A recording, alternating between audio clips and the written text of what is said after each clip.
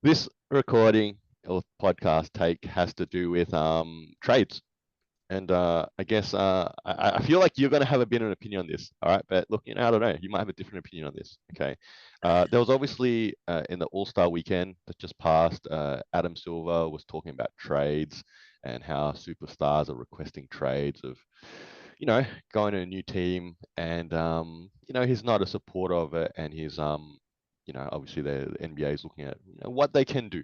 What can they do? Okay. There's obviously, you know, $1 million question there. What can they do to maybe limit players making in-season trades where they're sort of forcing teams and organizations to shift them to a place that they'd rather be at?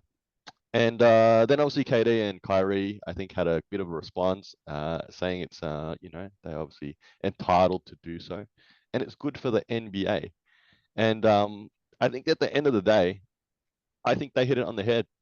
And I think Adam Silver knows secretly that this media and this sort of attention where superstars, kick up fast and, cause some drama, you could put it that way, trade drama. They want to go somewhere else. They're not happy where they're at.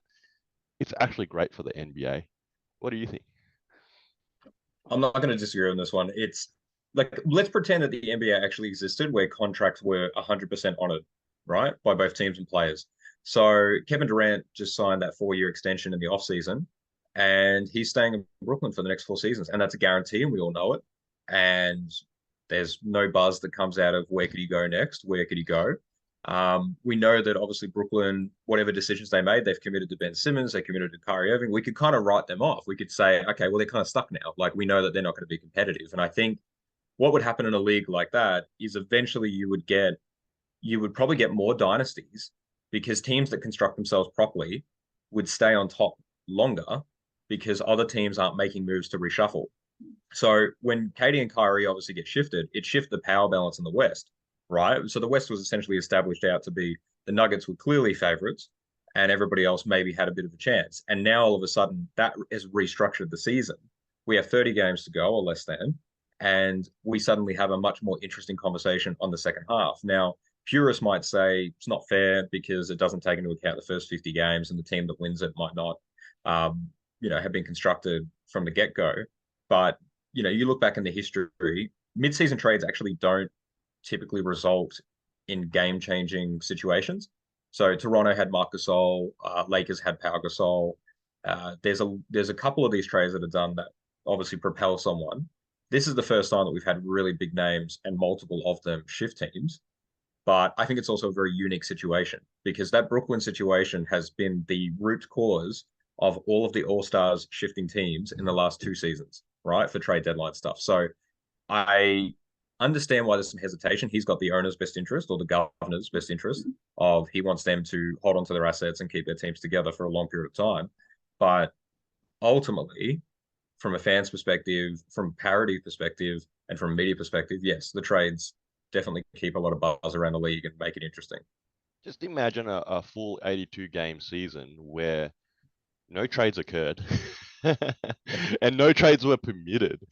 And I don't know what would anyone be actually talking about besides game results and I don't know, players got injured. I don't know. Like and I think that's the greater reality. I know in the past when superstars are forced away out of town and there's negative backlash to an extent that you make the argument that players, like any sort of employee, are entitled to consider where they want to work and ultimately where they want to live. You don't like your job, well, go get another job, right?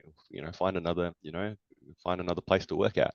And I guess I was thinking actually, like, yeah, obviously Adam Silver's making the stance here that the NBA is looking at trying to make it harder for these trades to occur. And I was thinking that the only way you could apply this, which is not going to happen, let's be clear, is that you could apply a similar rule where a general employee, when they're looking to leave one job for another, they got to give some notice. So I don't know. Imagine KD goes, "Hey, I want out of Brooklyn." He makes a trade to the Suns, and then he still has to give Brooklyn 4 more weeks. Like, but obviously, I guess I'm not saying that's going to happen, but how else could you do this, really? I think you probably like the next CBA is going to be quite fascinating because load management and trades are probably the two things that the governors would want to push for because they're paying specific superstars, 30 million plus a year, and they're getting half the games out of it, and it's creating negative buzz. If you're a Clippers fan, for example, and you go to see a Clippers game, your chances of seeing the superstars is not as good as other teams. And, there's reasons for that from a team perspective, but from a fan perspective, that will cause some negative backlash. And then, from a competitive standpoint, trading for Ben Simmons and getting his contract is a real detriment. So that was not the player that I think was like when Ben Simmons signed that contract versus the player that he is now, that is not proportionate whatsoever. And this was probably an issue back in the 2000s when teams would get those 7, 8 year contracts and then figure out after year two, oh no, we've made a terrible mistake, right? So the trades allow teams just as much to get off these situations as players do. Now they can't, from a contract standpoint, they probably need to take a hit. So maybe if you get traded mid-season, like it instantly halves the rest of your contract. Maybe that's something that needs to be structured in there. But the thing is, the players will agree to whatever the CBA comes ahead with. And, I think it's been murmured about it a little bit, but the next CBA will most likely cause a lockout. I can't see it ending very positively because the players have swung the leverage of power in their way, and the governors are going to try to take some of that back. And the players might have to agree to a condition that's no good.